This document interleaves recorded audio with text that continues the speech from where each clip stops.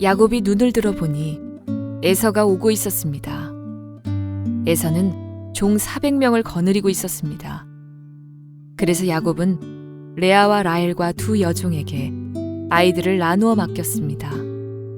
야곱은 여종들과 그 아이들을 앞에 세우고 레아와 그 아이들을 그 뒤에 세웠습니다. 라헬과 요셉은 맨 뒤에 세웠습니다. 야곱은 맨 앞으로 나갔습니다. 야곱은 형이 있는 쪽으로 다가가면서 7번이나 땅에 엎드려 절했습니다. 그러자 에서가 달려와 야곱을 맞이했습니다. 에서는 야곱을 끌어안고 그의 목에 얼굴을 기대었습니다. 그리고 야곱에게 입을 맞추었고 두 사람은 함께 소리내어 울었습니다. 에서가 눈을 들어보니 여자와 아이들이 보였습니다. 에서가 물었습니다. 너와 함께 있는 이 사람들은 누구냐? 야곱이 대답했습니다.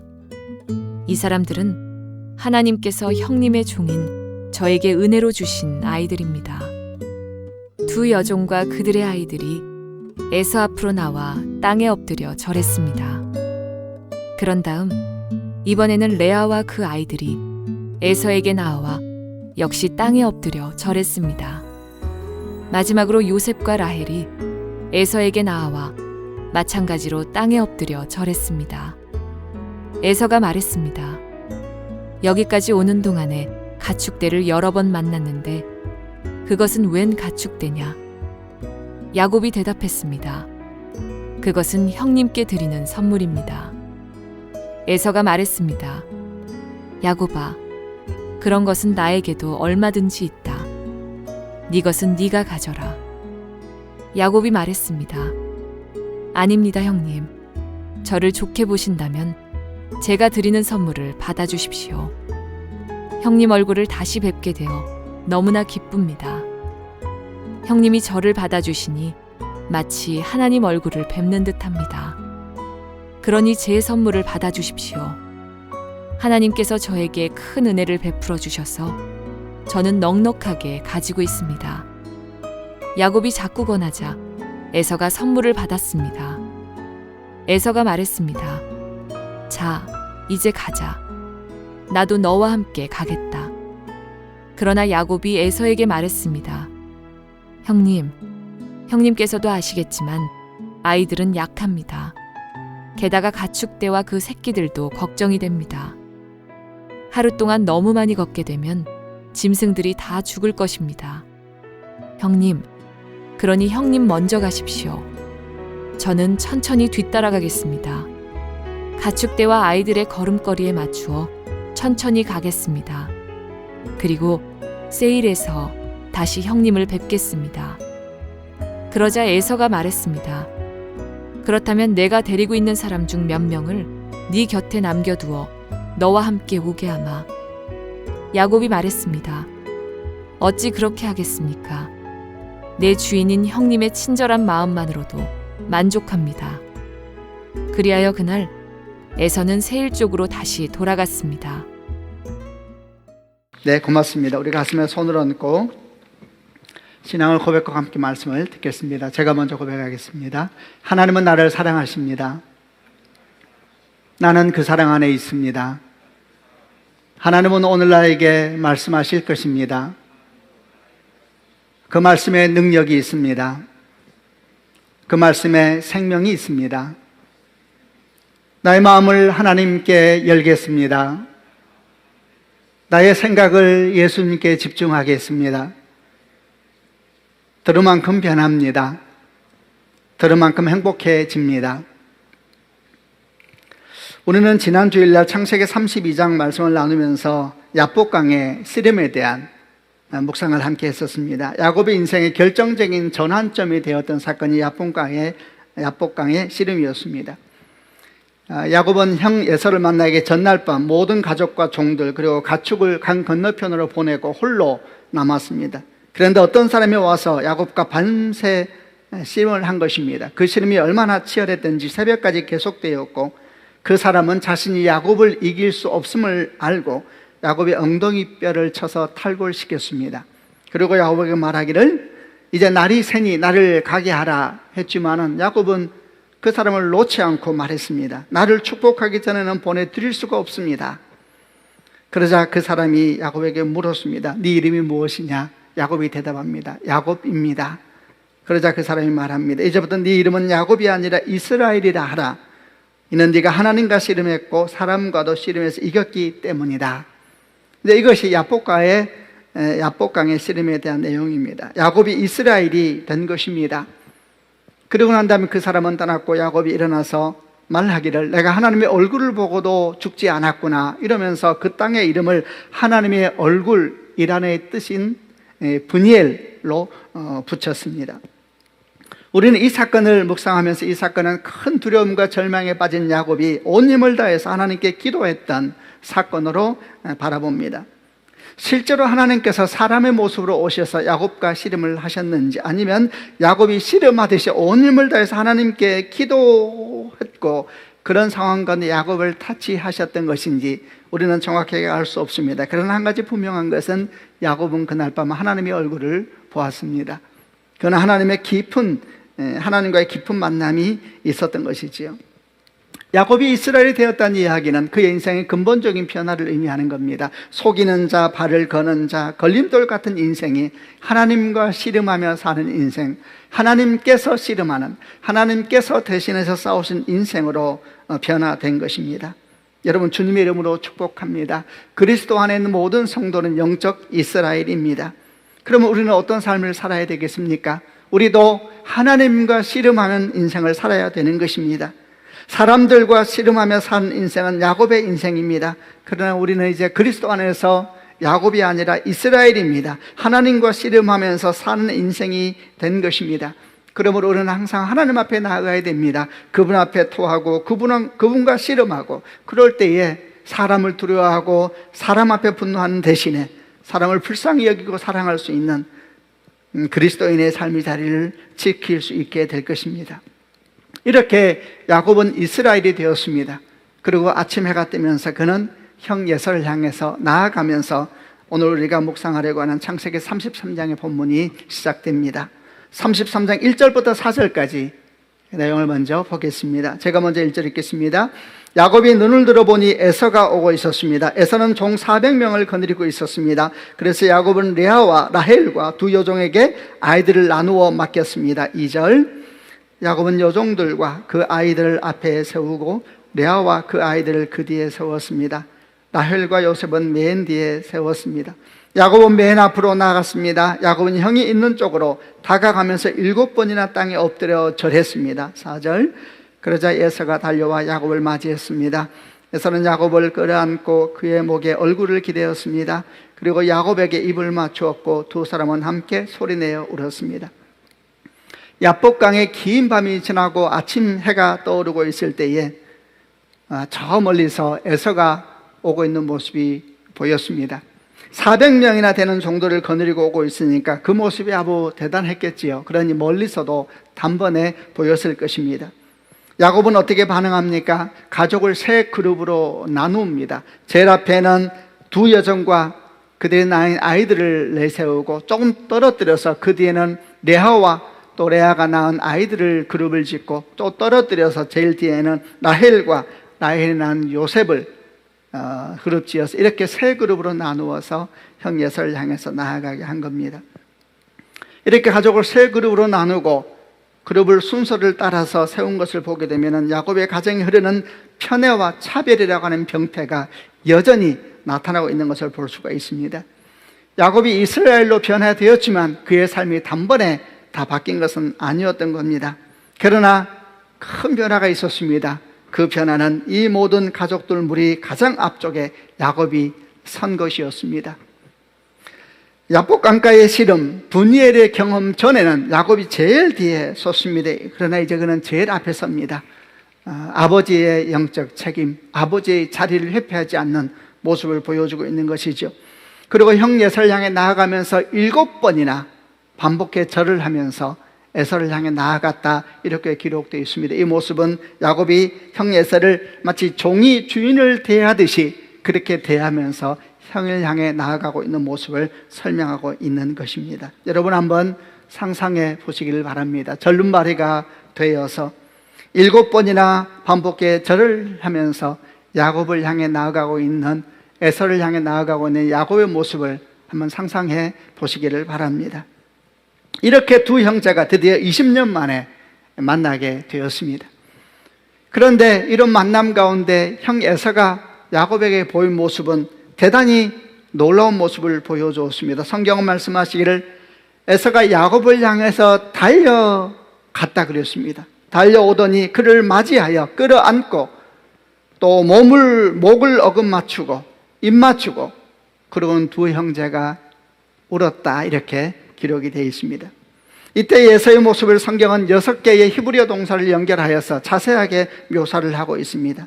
달려갔다, 그리고 맞이했다, 끌어안았다, 어긋맞추었다, 입 맞췄다, 그리고 마지막에는 둘이 함께 울었다라는 6개의 동사를 가지고 이 상황을 설명하고 있습니다.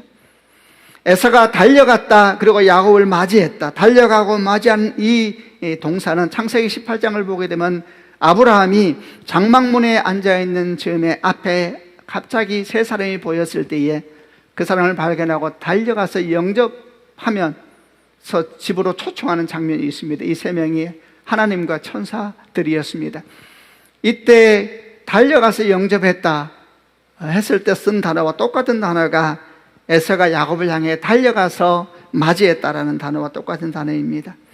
또 에서가 야곱을 끌어안고 입 맞추었다라는 단어는 창세기 48장을 보면은 야곱이 죽은 줄 알았던 요셉이 애굽의 총리가 된 것을 보고 난 다음에 요셉이 두 아들 므낫세와 에브라임을 데려와서 아버지에게 인사시키는 장면이 있습니다. 이때 야곱이 므낫세와 에브라임을 끌어안고 입 맞추는 장면이 나오는데 얼마나 반가운 장면이겠습니까? 이 장면이 똑같이 같은 언어로 사용되면서 에서가 야곱을 끌어안고 입 맞추었다라고 설명을 하고 있는 겁니다. 마지막에 쓰인 동사 울었다는 이야기는 그 의미적으로는 통곡했다라는 의미를 가지고 있습니다. 야곱은 두려움과 떨림으로 에서를 향하여 절뚝거리면서 나아갔지만 에서는 그런 야곱을 어떻게 맞이하고 있습니까? 마치 20년 동안 잃어버린 형제를 만나듯이 버선발을 발로 뛰어나가서 끌어안고 울면서 그를 맞이해 주었던 것입니다. 에서와 야곱이 서로를 끌어안고 통곡하며 울 때에 아마도 주변에 있는 가족들도 다 같이 울지 않았을까요? 그와 함께 지난 시간의 모든 아픔과 상처는 그 눈물과 함께 씻겨 내려갔을 것입니다. 여러분, 이런 에서와 야곱과 에서의 만나는 모습을 보면서 어떤 생각이 드십니까? 아마 어떤 사람은 생각하기를 용서하고 용서받는다는 것은 참으로 놀랍고 아름다운 것이구나 생각이 들기도 할 것이고, 또 어떤 분들은 우리 인생을 그렇게 묶고 있는 두렵고 염려된 일들도 한순간에 바람처럼 날아가 버릴 수가 있구나, 이런 생각도 할 수가 있을 것입니다. 그런 생각 중에 또 한 가지 저에게는 질문이 들었습니다. 그 질문은 이런 질문이었습니다. 그런데 이렇게 에서가 야곱을 기쁘게 환영하는 모습을 보니 떠오르는 것이, 도대체 에서는 언제 야곱을 용서한 것일까? 만약에 혹시라도 에서가 일찍이 야곱을 용서했었더라면 그동안 야곱이 그렇게 걱정하고 두려워했던 것은 지 혼자 온갖 소동을 벌였던 것은 아니었을까? 이런 생각이 들면서 질문해 봅니다. 도대체 에서는 야곱을 언제 용서했던 것일까? 여러분 한번 생각해 보시길 바랍니다. 언제 용서했을까? 몇 가지 생각을 해볼 수가 있겠죠. 우선 야곱이 집을 떠나고 난 뒤에 얼마 되지 않아서 형 에서가 야곱을 용서했을까요? 아니면은 처음에는 용서하지 못했지만 20년이라는 긴 시간을 보내면서 언제부터인가 그 상처가 잊어지기 시작하고 그러다 보니까 자연스럽게 용서가 되었을까요? 혹시 그것도 아니라면 야곱을 끝내 용서하지 못하여서 야곱에 대한 소식을 듣게 될 때 400명이나 데려오면서 다 죽이고 말리라, 이런 마음으로 왔는데 바로 그 전날 밤 야곱이 야복강가에서 하나님과 온 힘을 다해서 씨름하고 있을 그때, 그리고 그 씨름의 사건이 끝났을 때에 하나님의 극적 개입으로 에서의 마음에 변화가 일어난 것일까요? 만약 그것도 아니라면 마지막으로 그 새벽 아침을 맞이하면서 저 멀리서 동생 야곱이 쩔뚝거리며 오면서 자신을 향해 7번이나 절을 할 때 어느 순간 너무 불쌍한 마음이 들어서 그때 야곱을 용서하고 뛰어가서 끌어안은 것일까요? 여러분, 언제 에서가 야곱을 용서한 것처럼 보입니까? 사실 우리는 그때를 모릅니다. 또 성경도 그때를 특별히 기록하고 있지 않습니다. 거기에 바로 메시지가 있는 것이 아니겠습니까? 그때는 모릅니다. 그러나 한 가지는 분명한 것입니다. 만약 야곱이 에서를 향한 큰 두려움에도 불구하고 화해의 걸음을 걸어가지 아니했다면, 만일 야곱이 그 두려움에도 불구하고 그 두려움을 붙잡고 야복 강가에서 하나님과 씨름하지 아니했었다면, 만일 야곱이 그를 그 야복과의 씨름을 통해 주신 하나님의 임재, 그 약속과 은혜를 붙잡고 비록 병들고 상한 졸름바리의 몸이지만 에서를 향해서 나아가지 아니했다면, 그랬다면 에서의 용서는 결코 야곱에게 흘러오지 않았을 것이라는 사실입니다. 만일 그랬다면 에서가 야곱을 언제 용서했는가와 아무런 관련이 없이 야곱은 여전히 형을 향한 두려움과 염려 속에서 과거의 상처에 매여서 현실을 사는 그런 인생이 되어야만 했을 것입니다. 우리는 여기서 소중한 영적 교훈을 얻을 수가 있습니다. 그것은 하나님의 사건이라는 것은 순간순간의 믿음과 헌신, 순간순간의 수고와 눈물들이 쌓여져서 마침내 우리 삶 가운데 일어난다는 것입니다. 그러므로 하나님께 드리는 믿음의 수고와 하나님께 드리는 믿음의 헌신은 헛된 것이 없는 것입니다. 왜냐하면 하나님께 드리는 것은 어디서인가 또 어떤 모양으로든 하나님의 역사 가운데 쓰이기 때문입니다. 이는 마치 농부가 씨를 뿌리는 것과 같은 것이 아니겠습니까? 농부가 씨를 뿌리고 열매를 얻기까지 얼마나 많은 수고와 노력을 합니까? 이렇게 많은 수고와 노력을 하는 것은 그 안에 믿음이 있기 때문입니다. 그 믿음 뭡니까? 마침내 계절이 오면 결실하게 될 것이다. 마침내 수확의 계절은 올 것이고 그 수확의 계절이 오면은 이 모든 수고는 아름다운 결실로 내 품에 안기게 될 것이다. 이런 믿음이 있기 때문에 씨앗을 뿌리고 수고를 하고 밤잠을 자지 아니하고 그렇게 하는 것이 아니겠습니까?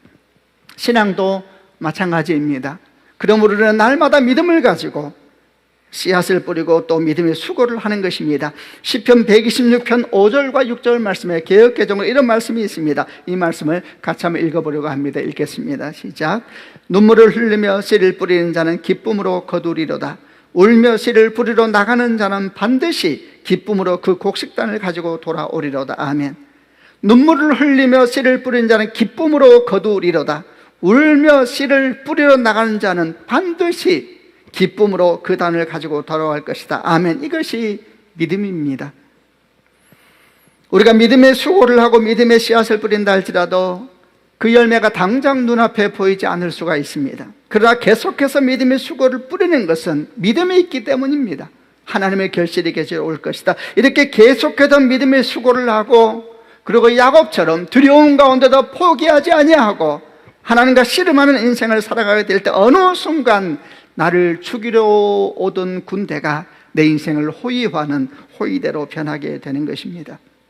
여러분, 주님의 이름으로 축복합니다. 이런 축복이 모든 성도들의 있기를 주님의 이름으로 소망합니다. 그러므로 우리에게 필요한 것은 믿음으로 오늘 씨앗을 뿌리는 것입니다. 믿음으로 수고를 하는 것입니다. 마침내 하나님의 시간이 내게 오리라 믿고 하루하루를 그렇게 살아가는 것입니다. 호세아 10장 12절 말씀에 너희는 너희가 자기를 위하여 공의를 심고 인애를 거두라. 너희 묵은 땅을 기경하라. 지금이 곧 여호와를 찾을 때니 마침내 여호와께서 오사 공의를 비처럼 너희에게 내리시리라. 아멘.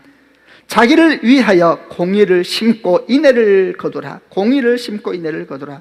너희 묵은 땅을 기경하라. 지금이 곧 여호와를 찾을 때니 마침내 여호와께서 오사 공의를 비처럼 너희에게 내리시리라. 이렇게 믿음의 수고와 머무림 속에서 드디어 상상할 수도 없는 화해의 기쁨을 맞이한 야곱 또 에서는 이제 그 뒤에 어떤 모습을 보기 시작합니까? 이 화해의 아름다운 결실이 그들의 삶 가운데서 그들의 선택 가운데서 우리에게 보여지기 시작합니다. 5절부터 11절까지 그 이후에 있었던 얘기를 또 계속 보겠습니다. 제가 5절 읽겠습니다. 에서가 눈을 들어보니 여자와 아이들이 보였습니다. 에서가 물었습니다. 너와 함께 있는 이 사람들은 누구냐? 야곱이 대답했습니다. 이 사람들은 하나님께서 형님의 종인 저에게 은혜로 주신 아이들입니다. 6절. 두 여종과 그들의 아이들이 에서 앞으로 나와 땅에 엎드려 절했습니다. 그런 다음 이번에는 레아와 그 아이들이 에서에게 나와 역시 땅에 엎드려 절했습니다. 마지막으로 요셉과 라헬이 에서에게 나와 마찬가지로 땅에 엎드려 절했습니다. 8절 에서가 말했습니다. 여기까지 오는 동안에 가축대를 여러 번 만났는데 그들은 웬 가축대냐? 야곱이 대답했습니다. 그것은 형님께 드리는 선물입니다. 에서가 말했습니다. 야곱아, 그런 것은 나에게도 얼마든지 있다. 네 것은 네가 가져라. 10절 야곱이 말했습니다. 아닙니다, 형님. 저를 좋게 보신다면 제가 드리는 선물을 받아주십시오. 형님 얼굴 다시 뵙게 되어 너무나 기쁩니다. 형님이 저를 받아주시니 마치 하나님 얼굴을 뵙는 듯 합니다. 그러니 제 선물을 받아주십시오. 하나님께서 저에게 큰 은혜를 베풀어 주셔서 저는 넉넉하게 가지고 있습니다. 야곱이 자꾸 권하자 에서가 선물을 받았습니다. 아주 이렇게 아름다운 형제간의 모습을 보여줍니다. 내용을 정리하면 이렇습니다. 에서와 야곱이 뜨거운 화해의 눈물을 흘리고 난 뒤에 에서가 눈을 들어보니까 옆에 이제 사람들이 들어왔습니다. 그래서 묻습니다. 너와 함께 있는 이 사람들은 누구냐? 야곱이 말합니다. 하나님께서 형님의 종인 저에게 은혜로 주신 아이들입니다. 정말 야곱이 참 많이 변하지 않았습니까? 처음 형에게 사람을 보낼 때부터 썼던 단어 형님의 종이라는 표현을 여전히 쓰고 있을 뿐만 아니라 그의 자녀들을 하나님의 은혜의 선물이다 이렇게 소개하고 있습니다. 여러분, 이어지는 모든 말씀은 야곱의 립서비스가 아닙니다. 이게 야곱의 믿음에 큰 변화가 생긴 것입니다.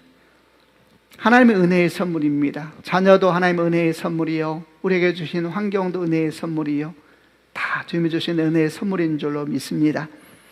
이렇게 소개하니까 이제 가족들이 나와서 인사를 차례대로 합니다. 처음에는 두 여종과 그 아이들이 나와서 땅에 엎드려 에서에게 절을 하고, 조금 있으니까 그 다음 두 번째 무리가 도착했겠지요. 레아와 그 아이들이 나와서 무릎을 꿇고 절을 하면서 에서에게 인사를 하고, 조금 있으니까 세 번째 무리 라헬과 요셉이 나와서 에서에게 땅에 엎드려 절을 했습니다. 앞에 본 것처럼 야곱이 세 무리로 나누어서 가족을 오게 했으니까 이렇게 세 개 순서가 진행됐겠죠. 이렇게 야곱의 가족들이 인사하고 나니까 다시 에서가 묻습니다. 그런데 여기까지 오는 동안에 많은 가축대를 만났는데 그 가축대들은 무엇이냐? 이렇게 묻지요. 야곱이 대답합니다. 그것은 형님께 드리는 선물입니다. 이렇게 되어 있습니다. 뒤에도 이제 그 말이 계속 나옵니다만 형님께 드리는 선물이라고 되어 있는데 예물로도 번역합니다. 이 히브리어는 하나님께 드리는 제물을 표현할 때도 쓰는 단어입니다. 그러니까 지금 야곱이 에서에게 드리면서 마치 하나님께 드리듯이 감사한 마음으로 이렇게 이제 형에서에게 선물을 드린다는 거지요. 그래서 에서가 말합니다. 아니다, 나도 충분하다. 네 것은 네가 가져라. 그러나 야곱은 반복해서 말합니다. 나를 좋게 여기신다면 이 예물을 받아 주십시오. 이렇게 반복해서 말하니까 에서가 그 선물, 그 예물을 받아들입니다. 이런 장면은 당시 문화하고 관련이 많이 있었다고 합니다. 당시 문화는 선물을 받으면 처음에는 거절하고 반복해서 권하면 마지못해 받는 것이 예의였다고 합니다. 그러니까 처음에 거절했다 그래서 선물을 주지 않으면 큰 실수가 되는 거겠지요. 이렇게 선물을 주고 난 다음에 그 이후의 내용을 좀 보면은 이게 약간은 두 형제가 신경전을 벌이는 것 같은 느낌으로 표현될 수도 있는 그런 장면이 좀 펼쳐지는데 그 장면도 같이 보겠습니다.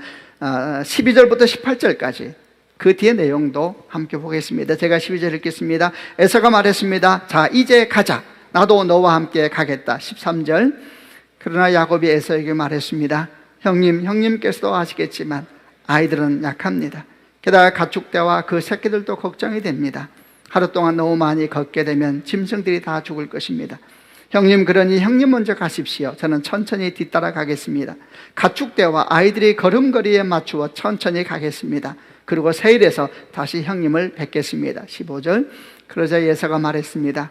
그렇다면 내가 데리고 있는 사람 중 몇 명을 네 곁에 남겨두어 너와 함께 오게 하마.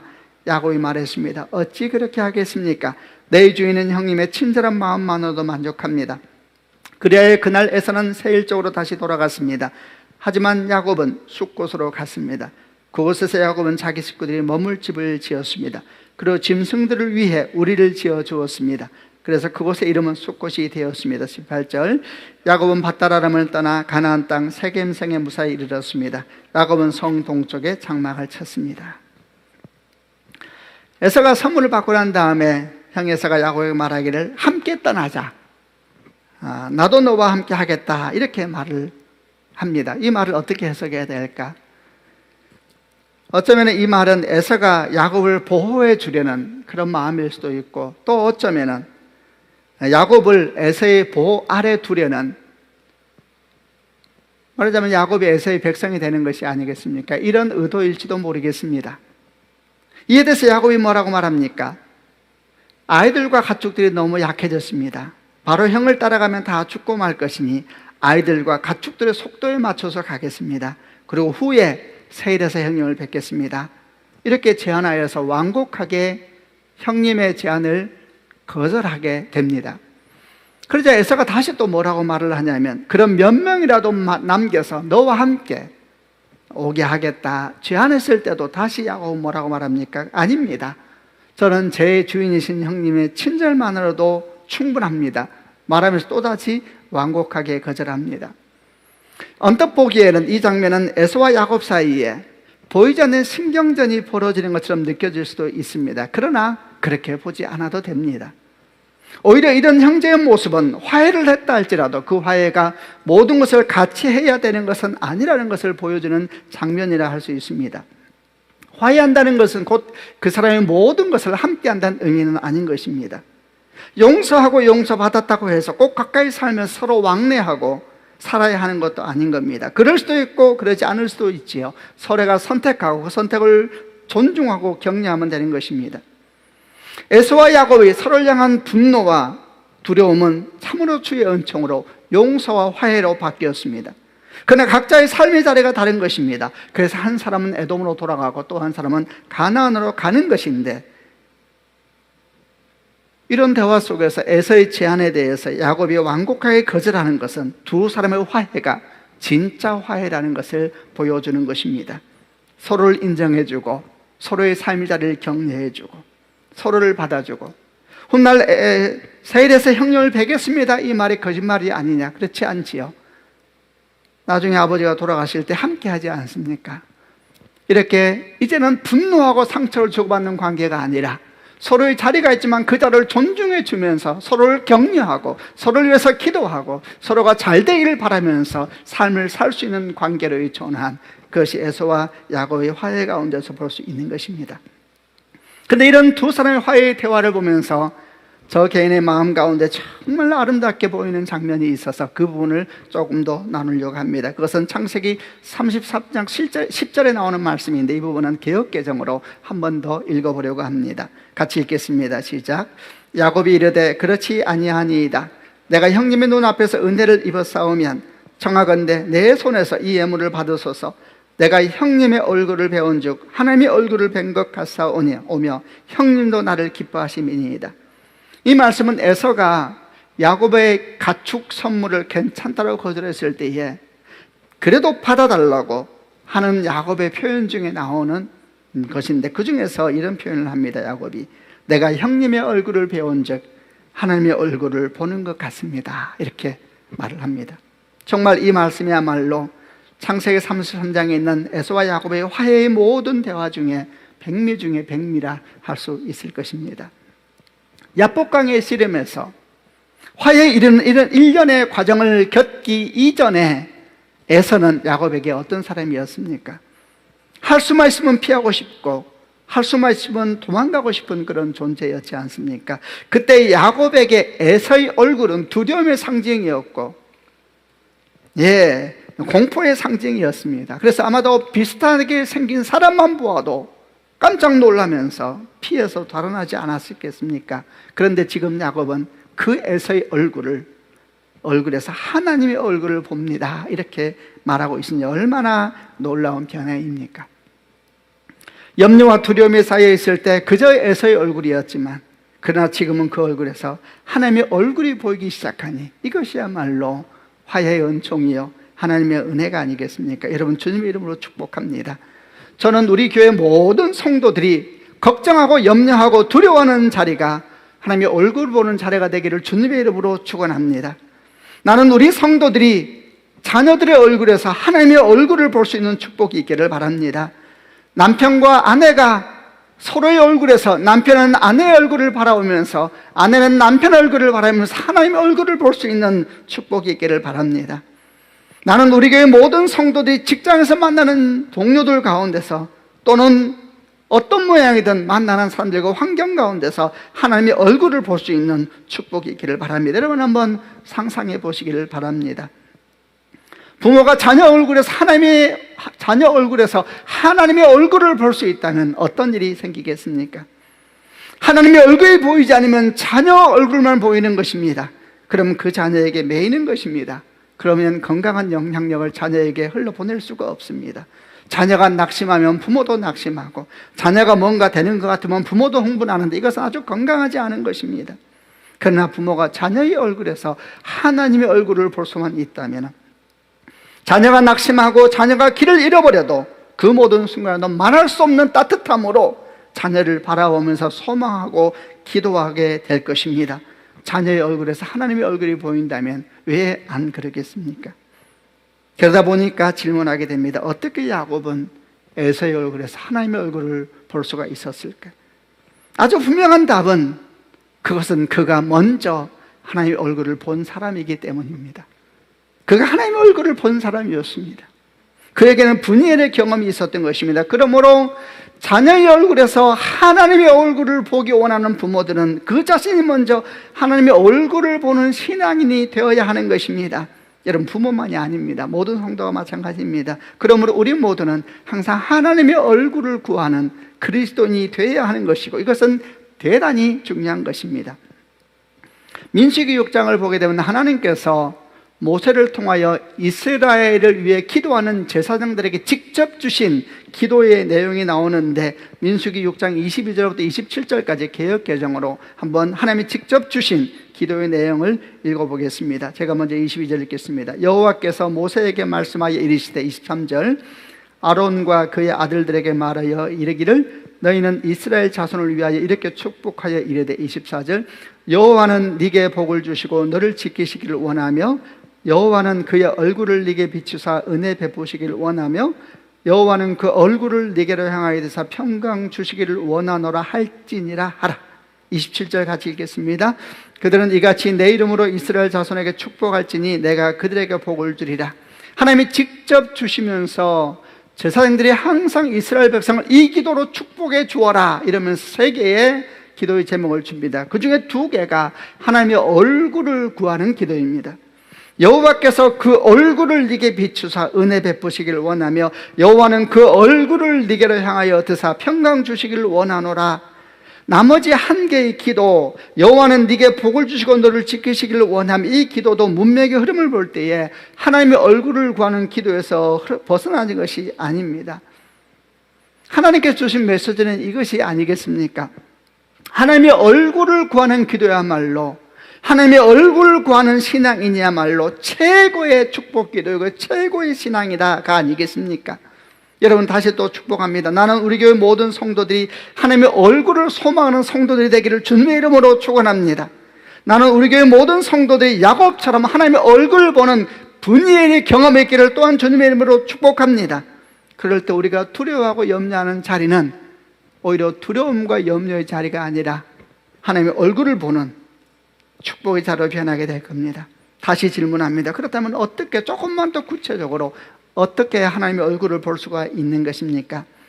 지난주에 나눴던 야복강의 사건을 조금 기억하면서 배워보려고 합니다. 첫 번째, 하나님의 얼굴을 보는 신앙인이 되기 위해서는 하나님 앞에 홀로 있는 시간을 가질 줄 알아야 합니다. 야곱은 야복강의 씨름을 앞두고 그렇게 쫓았던 모든 곳에서 떨어져 홀로 남았습니다. 가족들과 모든 재산, 종들과 가축들까지 다 강을 건너게 하고 자기 자신만 홀로 남았다라고 성경은 기록하고 있습니다. 야곱은 하나님 앞에 홀로 남은 것입니다. 그리고 이런 야곱 앞에 하나님이 오셔서 씨름을 시작하신 것입니다. 그러므로 우리도 야곱처럼 하나님 앞에 홀로 서 있는 시간을 갖는 것이 필요합니다. 이 세상 사람들은 홀로 있는 것을 두려워합니다. 그러나 그리스도인들은 홀로 있는 시간을 찾아야 되고 만들어야 되는 것입니다. 특별히 우리가 참으로 감사한 것은 우리는 우리 삶에 고난의 시간이 오고 고통의 시간이 올 때에 그 시간을 하나님 앞에서는 특별한 홀로 서는 시간으로 만들 수 있는 사람들이라는 것입니다.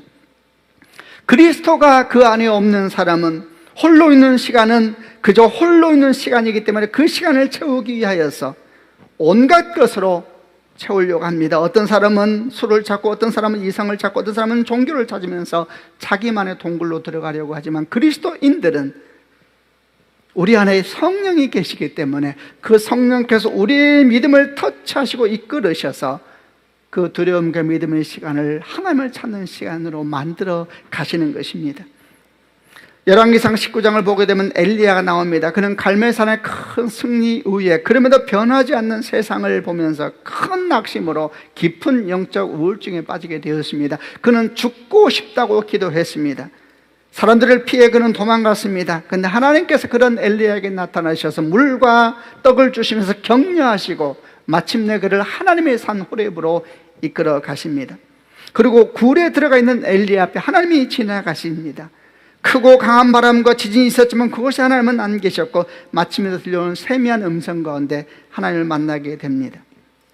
엘리야는 마침내 하나님을 보게 된 것이지요. 이것이 바로 낙심 가운데 있는 엘리야를 하나님 앞에 홀로 있는 자리를 인도하신 하나님의 이끄심이고, 그 인도하심의 끝에서 마침내 하나님의 얼굴을 본 사건을 말하는 것입니다.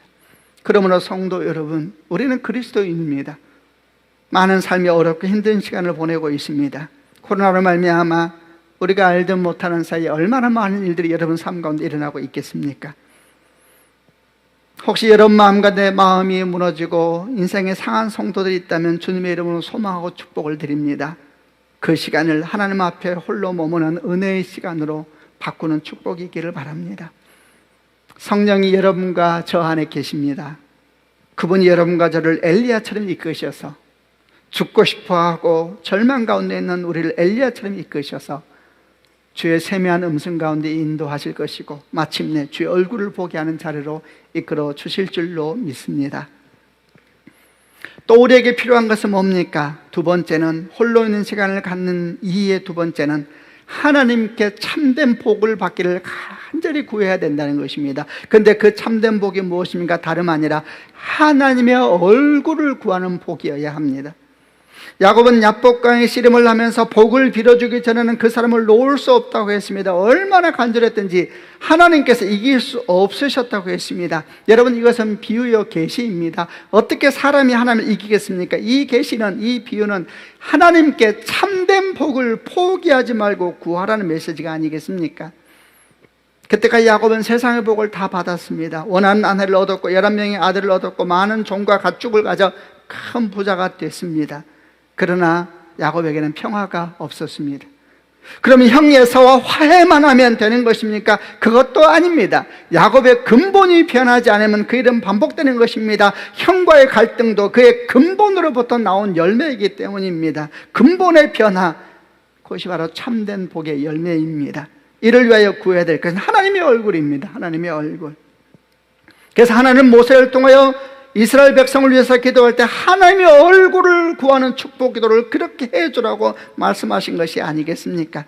하나님의 얼굴을 보지 못하면 여전히 야곱일 뿐입니다. 우리도 마찬가지입니다. 아무리 교회를 다니고 섬김을 하고 기도를 하고 성경을 공부해도 하나님의 얼굴을 보지 못하면 야곱에 머무는 것입니다. 우리는 하나님의 얼굴을 구하는 기도를 해야 됩니다. 하나님께 주시는 복을 구하는 기도가 아니라 하나님의 얼굴을 구하는 기도. 어쩌면 이 기도는 뜨거운 열정과 부르짖음과 수많은 제목들의 나열보다는 침묵일지도 모르고 아주 단순한 소망의 기도일 줄 모릅니다. 하나님을 보길 원합니다. 그리고 하나님 앞에 머물면서 그분 앞에 나아가는 그런 소망을 가지고 하는 기도, 그런 기도가 우리 가운데 있기를 주님의 이름으로 소망합니다. 마지막으로 우리가 하나님의 얼굴을 보기 위해서는 야곱이 아니라 날마다 이스라엘이 되려는 소망을 가져야 된다는 것입니다. 어떤 이런 말하기를 그리스도 안에 있는 우리는 이미 이스라엘이 아니냐 이렇게 말할지도 모릅니다. 그 말은 맞습니다. 그러나 그 말은 또한 틀리기도 합니다. 왜냐하면 야곱도 이미 택함받은 사람이었다는 것을 잊지 말아야 합니다.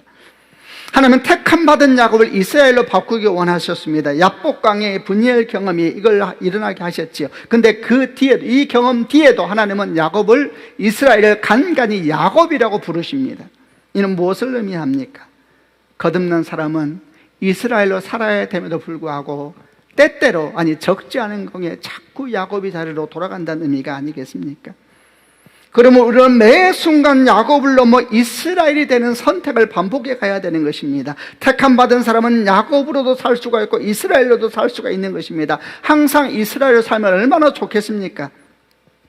그러나 그럴 수가 없다는 것입니다. 이는 신약의 성령 충만으로 비유할 수 있을 것입니다. 항상 성령 충만한 사람은 없습니다. 우리 안에 성령이 계심에도 불구하고 항상 성령 충만한 사람은 없습니다. 그래서 우리는 성령 충만을 사모하면서 순종하고 겸손히 나아가는 것입니다. 이스라엘이 되는 것도 그런 것입니다. 매 순간 야곱을 놓고 이스라엘이 되기 위한 영적인 선택들, 그런 선택이 반복되어지면서 마침내 우리는 분열의 경험이 우리 삶 가운데 임하는 것을 보게 될 것입니다. 여러분, 다시 한번 주님의 이름으로 축복합니다. 하나님 앞에 홀로 있는 시간, 참된 복인 하나님의 얼굴을 구하는 기도와 신앙, 매 순간 야곱이 아니라 이스라엘을 선택하는 걸음들, 이런 일들이 우리 가운데 일어날 때에 어느 순간 우리가 염려하고 근심하는 자리에서 하나님의 얼굴을 보는 그 역사가 야곱의 역사가 아니요 우리의 역사가 될 줄로 믿습니다. 성도 여러분, 하나님께서 우리와 함께 하십니다. 그분은 지금도 우리와 동행하시고 우리에게 말씀하시고, 마태복음 18장에서 말씀하시기를 두세 사람이 내 이름으로 모인 것은 나도 그들 중에 있느니라 그랬습니다. 각각 전에서 예배하는 사랑하는 성도 여러분, 주님께서 여러분과 함께 하십니다. 오늘 이 약속의 말씀이 여러분의 말씀이 되시길 바랍니다. 굳게 붙잡고 기도하고 승리하는 축복이 있기를 바랍니다. 함께 기도하겠습니다.